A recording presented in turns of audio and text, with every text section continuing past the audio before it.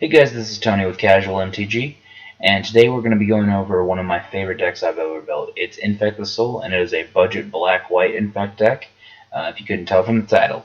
Basically, the first thing I want to do in this video is thank MTG Fanatic for allowing me to use their site to build the deck and to promote the deck.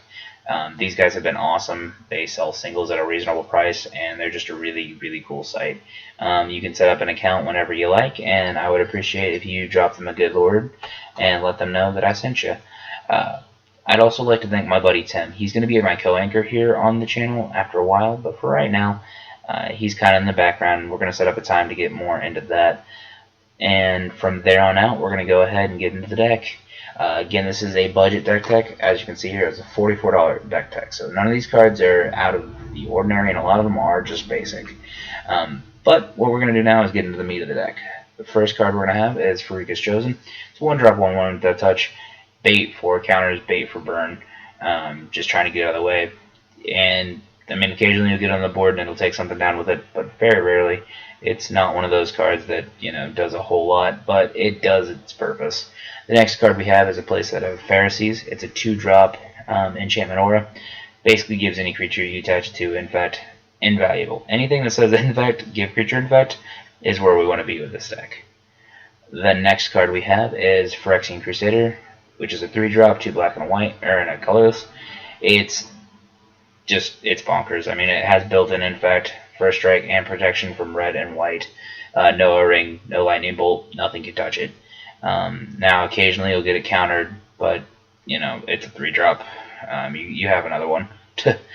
The next card we have, and this is kind of the bread and butter of the deck. This is where things get out of hand, and your opponent will feel really safe and will not be safe at all, is Tainted Strike. Basically, it's a 1-drop that gives target creature +1/+0, and it gains Infect. And again, Infect is just our bread and butter. It isn't until end of turn effect, but that doesn't weigh as much into this deck as it normally would, and you guys will see why in a minute. The next card we have is Gift of Orzhova. It's 2 hybrid, black or white, and 1 colorless for an enchant creature. Enchant creature gets +1/+1 and has flying and lifelink. Just a quick tidbit about me. I have loved this card ever since it first came out. I have been the biggest advocate of it, and it has won me many games. And this deck in particular, the +1/+1 and flying, they make it where it needs to be, and it's just a really, really insane card. The lifelink is nice, but it's not needed in this deck. The next card we have is Edge of Divinity. We do not have any black and white creatures in the deck. There's a couple you could add in your sideboard or even to the main deck if you were to tweak the deck, but in this deck it is strictly just an enchantment that gives you +1/+2 or +2/+1 depending on the creature. The next creature we have is Mirian Crusader. This guy is kind of like our Phyrexian Crusader. He's just fantastic. The double strike and protection from black is awesome. Protection from green, not so important, but the black is nice, so there's no Hero's Downfall or anything, and especially no ultimate price. I know that card just came back in standard. It's just a good card entirely. The next card we have is a 2-of a Johnny, Caller of the Pride. Now this card, again, most people would never think of this in a Infect deck because it doesn't really go well with them normally, but the Nick 3 ability just makes this deck. It's basically a Gift of Orzhova and a I can't even think of it right now. Gift of Orzhova on a stick, and so you give that to your Phyrexian Crusader, and it gets out of hand quick. The +1 is nice because you can actually go through and beef up a creature if you have to. It's not what you're going to want to be using when you drop it, but it is a great ability nonetheless. You're never going to get to -8. If you're that far in the game, then you've done something wrong or you're going to die. I mean, it's just, this deck is not built to go for the long game. It's built to win pretty quickly. The next card we have is Devoted Retainer. Again, just a really kind of out of left field card, but it is great board presence on turn 1. I mean, let's say they swing in with we could go from Goblin Guide to Swift Spear, and it can block and kill either of them. I mean, it's awesome. That's its main presence. I mean, it's not meant for anything else. It's just board state. The next card we have is Ethereal Armor. This card has been bonkers since Return to Ravnica. You get this down with any of the other auras, and you start stacking, and that just gets out of hand.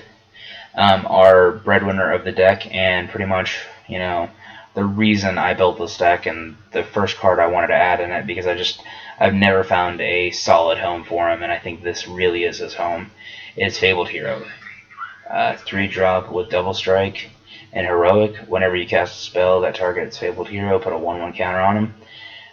This doesn't seem like, the most bonkers ability in this deck, but let me tell you, I've won 7 or 8 games with this one card on turn 4 or 5.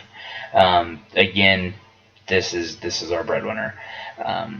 And the rest of the deck consists of 20 lands, which is 2 Cathedral War, 4 Caves of Kolios,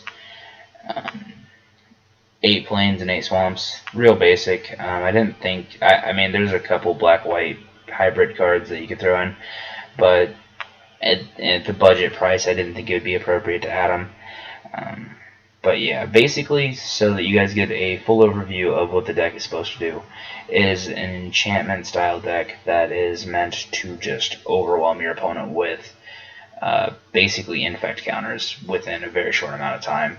And magical MTG land, or what my local meta here calls the MTG Christmas land, basically the optimal turn is turn 1, Freak is chosen, turn 2, a Freak is chosen and a Devoted Rainier, turn 3, Fabled Hero, and then turn 4 for the win, which would be you would enchant Fabled Hero with Gift of Orzhova and then give him a Tainted Strike for lethal. I've done this one time, except for turn 2 I didn't play anything. The normal win is turn 5 or 6, and normally you'll get a Fabled Hero on turn 4, and then turn 5 Gift of Orzhova, 2 Tainted Strikes, or I've actually seen somebody, or I've let people play with my deck, but basically you'll see a Johnny on turn 3, and he'll be the breadwinner, and he'll give Fabled Hero the Nick 3, and then you'll go through and just Tainted Strike or Pharisees him to boost him for lethal. But I mean, you can also do it with the Meridian Crusader. That's kind of where I'm getting at with the Meridian Crusader and things of that nature. The only thing is, Meridian Crusader is a lot harder to get that high. So you are gonna want to see Fabled Hero. I mean, if you pull anything lower than 5, you need to make sure that you have the Fabled Hero in hand. It's kind of like I said, it's the bread and butter of the deck. If you don't have it, the deck becomes a lot less valuable. I mean, it doesn't work as well. It does work, but not as well.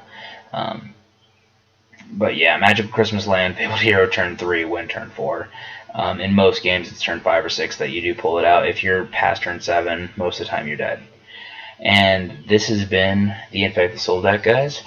And I really appreciate you sticking around for the full video. Please go ahead and comment, subscribe, like, whatever you feel like doing. Casual MTG out.